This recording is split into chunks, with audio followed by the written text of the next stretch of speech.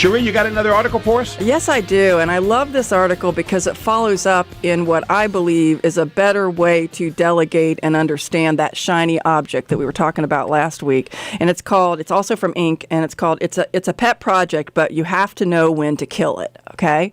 And I think the thing that I loved about this article was the fact that there are a couple of things. One, it said to separate projects from the people, and so that the people understand that they have ownership in it, but they're not going to be judged if it is determined that, we're not going to go on with this because the people have actually helped find the red flags. They found, reasons why maybe it can't make it to that finish line.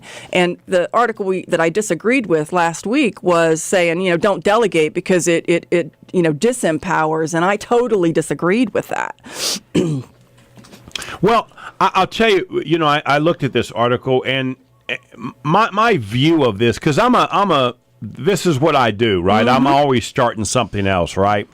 And for me, I start this concept by trying to find a way for this thing to fail, right? So I'm moving forward with reasons why this may not work. And that's kind of how I approach this. I'm curious to know your thought on that. For example, I might hand an idea to a couple of people and say, listen, tell me why this won't work. Oh, and absolutely. Because I'm moving forward unless you can tell me a reason why, right? And so that's kind of the way I approach most of these type of new project-related things. And I agree, because a lot of times when you look at why it won't work, you actually morph it in some cases, to something that's better than you initially thought of, that is actually going to be more effective, or you come up with an even better idea and scratch it because of what you've determined isn't working. And it's like, wait, I've got an even better idea. Or better yet, the employee or the team member has an even better idea that they throw back at you. Yeah, and what I do like about this article is it makes it clear that you're separating the person from the project. Mm-hmm. I mean, listen, if you're going to measure me by every bad idea I've ever had, goodness gracious. Yeah. I'm the kind of guy that gets up in the morning and I tell people all the time, I probably have 10 ideas a day, Right. Well, one a month might be worth spending any time on, right? So I don't want to be measured on all those bad ideas. Well, what was it Alice in Wonderland said? I eat impossible for lunch or for breakfast or something like that. I can relate.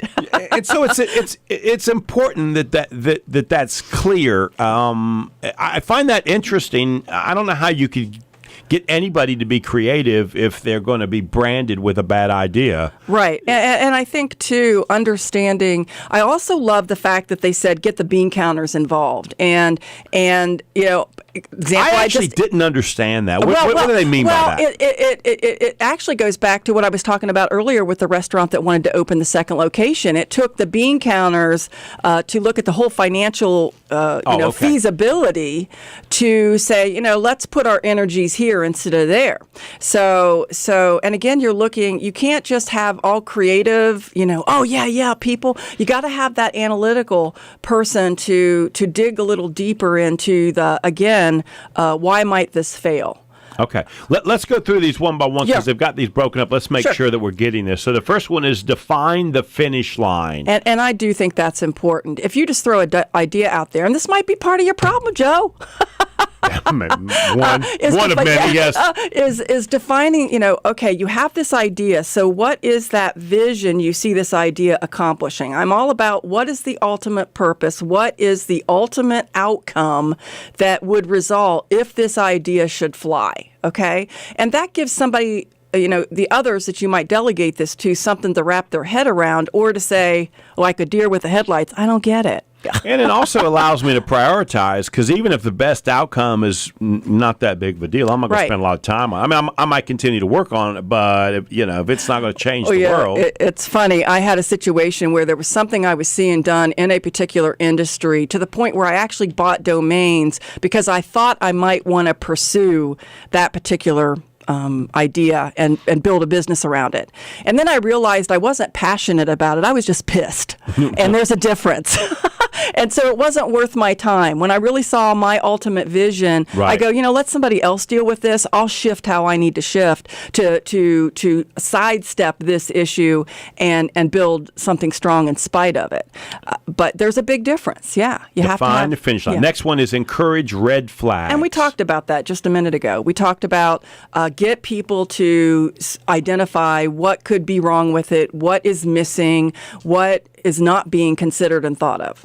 Yeah, and in my case with this one, I'll let people know, listen, if we don't see a revenue number of X, or if, the amount of people interested isn't, AABC, let's move on, because the idea might be fine, but it just isn't enough that I want us to spend time on that. So for me, a red flag is sort of, if we can't get to these benchmarks, it's probably not worth my energy. Next one, invite the uninvested. Now, I think that's a great idea. That's a perfect example of where an advisory board, not necessarily a board of directors that has vested interests, but an advisory team or advisory board is good, because they can, again, they might see red flags that, because they're looking at it at a more visionary, that finish line aspect than the employee or the team members that are working on it.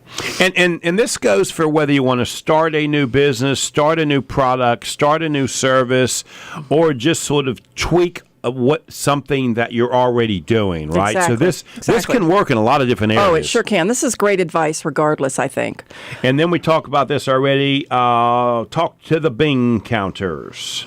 So I guess I do that more often. I just didn't understand what they were talking about here. But I certainly run numbers. Yeah, you definitely do. You definitely do. And walk on the sunny side. I thought that was, I'm the eternal optimist. But you have, you walk on the sunny side. You look at all the positives.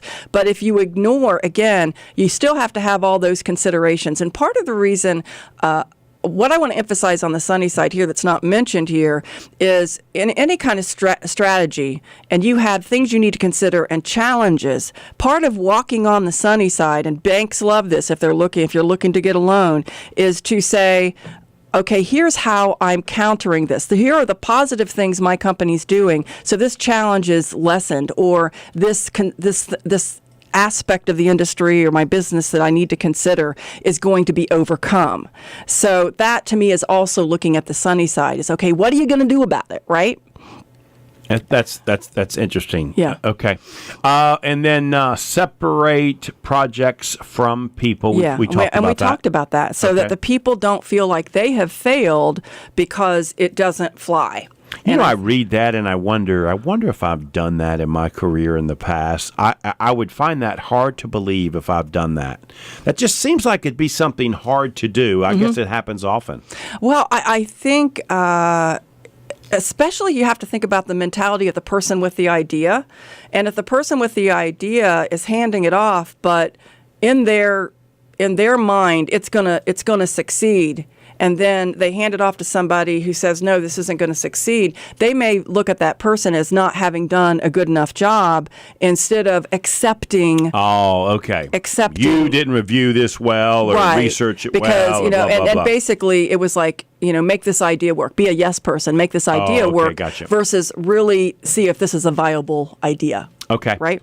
And then the last one I just absolutely love, prevent future zombies. But what it's saying is, listen, if you decide it doesn't work, let's figure out why not. Let's take a good look at that. Right. That to me is as important as getting started to begin with. Well, and again, I think the power in that is sometimes with the why not, you figure out something that's even better, or you figure out something that nobody else thought of.